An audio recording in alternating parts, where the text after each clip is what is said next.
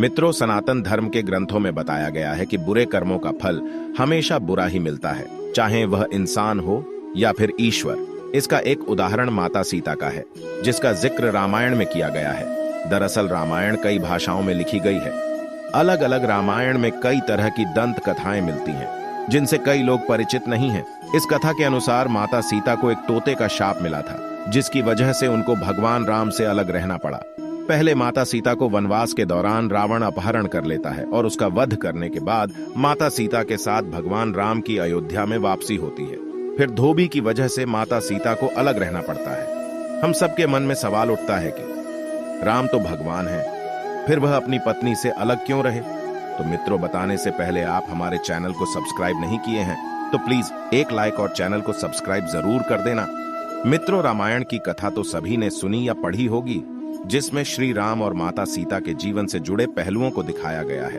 उन्हीं में से एक कहानी में बताया गया है कि कैसे मर्यादा पुरुषोत्तम राम अपनी पत्नी सीता को एक धोबी की बातों में आकर अयोध्या छोड़कर जाने को कह दिया था। लेकिन क्या आपको पता है कि वो धोबी के रूप में जन्मा एक पक्षी था, जिसके श्राप की वजह से ही माता सीता को वन में भटकना पड़ा था। जी हाँ, आपने सही सुना, माता सीता को श्राप मिला था। आज हम आपको बताएंगे कि देवी सीता को किस पाप की सजा मिली, जो उन्हें वन वन भटकना पड़ा। मिथिला नगरी में जनक राजवंश राज करता था। उन्हीं में से एक राजा शीरध्वज थे। एक बार यज्ञ के लिए वो जमीन जोत रहे थे। उसी समय वहां से एक छोटी कन्या निकलती है। इस सुंदर कन्या को देखकर राजा को बहुत खुशी हुई। उन्होंने उस कन्या को अपनी पुत्री बना लिया। उसका नाम सीता रखा। एक दिन सीता अपनी सहेलियों के साथ बगीचे में खेल रही थी। वहां उन्हें एक तोते का जोड़ा दिखाई दिया, जो बहुत ही खूबसूरत था। वे दोनों पक्षी एक पर्वत की चोटी पर बैठकर बातें कर रहे थे। पृथ्वी पर श्री राम नाम से विख्यात एक बड़े सुंदर राजा होंगे। उनकी महारानी का नाम सीता होगा। श्री राम सीता के साथ कई वर्षों तक राज्य करेंगे। धन्य हैं वे जानकी देवी और धन्य हैं वे श्री राम। तोते की ऐसी बातें सुनकर सीता ने सोचा कि ये दोनों तो मेरे ही बारे में बातें कह रहे हैं। इन्हें पकड़कर मैं इनसे अपने जीवन से जुड़ी सारी बातें पूछ सकती हूँ। इसीलिए उन्होंने अपनी सहेलियों से उन दोनों पक्षियों को पकड़कर लाने को कहा। उनकी सहेलियां उस पर्वत पर गईं और दोनों पक्षियों को पकड़कर ले आईं। माता सीता उन पक्षियों से कहती हैं कि तुम दोनों बहुत सुंदर हो। देखो, डरो नहीं, मैं तुम्हें कोई नुकसान नहीं पहुंचाऊंगी। तुम बस मुझे ये बताओ कि तुम कौन हो और कहां से आए हो। राम कौन है और सीता कौन है? तुम्हें उनके बारे में कैसे पता है? माता सीता के पूछने पर दोनों पंछी बताते हैं कि एक बहुत विख्यात महर्षि वाल्मीकि हैं। हम दोनों उन्हीं के आश्रम में रहते हैं। महर्षि ने रामायण नाम का एक ग्रंथ लिखा है, जिसका पाठ उन्होंने अपने शिष्यों को भी कराया है।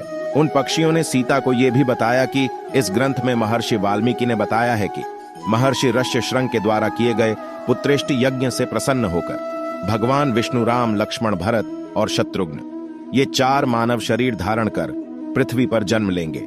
बड़े होने पर श्री राम महर्षि विश्वामित्र और अपने छोटे भाई लक्ष्मण के साथ हाथ में धनुष लिए मिथिला आएंगे और शिव जी के धनुष को तोड़कर सीता से विवाह करेंगे। फिर उस पक्षी के जोड़े ने कहा, हे सुंदरी, हमने तुम्हें सब कुछ बता दिया, अब हमें छोड़ दो, हम जाना चाहते हैं। पक्षियों की बातें सुनकर माता सीता के मन में और भी बातें जानने की इच्छा हुई। उन्होंने उन दोनों से पूछा कि राम कहाँ होंगे, वे किसके पुत्र हैं, कैसे वो मिथिला आकर जानकी से विवाह करेंगे। नर तोता बोला कि श्री रामचंद्र का मुख कमल के समान, सुंदर नेत्र बड़े बड़े और खिले हुए, नासिका ऊंची पतली, भुजाएं घुटनों तक, गला शंख के समान होगा। मैं उनका क्या वर्णन करूं, जिनके गुणों का बखान 100 मुख वाला भी नहीं कर सकता। दोनों पक्षी कहते हैं कि जानकी देवी धन्य है, जो जल्द ही रघुनाथ जी की पत्नी बनकर उनके साथ कई वर्ष तक राज करेंगी। लेकिन तुम कौन हो? पक्षियों की बातें सुनकर सीता ने कहा कि जिसे तुम लोग जानकी कह रहे हो, वो मैं ही हूं। माता सीता उन्हें कहती हैं कि मैं तुम दोनों को तभी छोड़ूंगी जब श्री राम यहां आकर मुझसे विवाह करेंगे।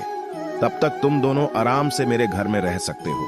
ये सुनकर मादा तोता जानकी से कहती कि हम वन के पक्षी हैं, हमें घर में सुख नहीं मिलेगा। मैं गर्भवती हूं, मुझे जाने दो। मैं अपने स्थान पर जाकर बच्चे पैदा करूंगी। आप चाहें तो उसके बाद फिर से यहाँ आ जाऊंगी। उसके कहने पर भी सीता जी ने उसे नहीं छोड़ा। तब उसके पति यानी नर तोते ने कहा, सीता, मेरी पत्नी को छोड़ दो, वो गर्भवती है। जब ये बच्चों को जन्म दे देगी, तब उसे लेकर मैं फिर तुम्हारे पास आ जाऊंगा। तब माता सीता ने कहा, तुम आराम से जा सकते हो। लेकिन ये मुझे बहुत पसंद है। तुम घबराओ नहीं, मैं इसकी अच्छे से देखभाल करूंगी। जब सीता ने उस मादा तोते को छोड़ने से मना कर दिया, तब वो पक्षी दुखी हो गया। पक्षी दोबारा सीता जी से निवेदन करता है कि मैं अपनी पत्नी के बिना जिंदा नहीं रह सकता, इसलिए इसे छोड़ दो। माता सीता, तुम बहुत अच्छी हो, मेरी प्रार्थना मान लो। इस तरह उसने बहुत समझाया, लेकिन सीता ने उसकी पत्नी को नहीं छोड़ा।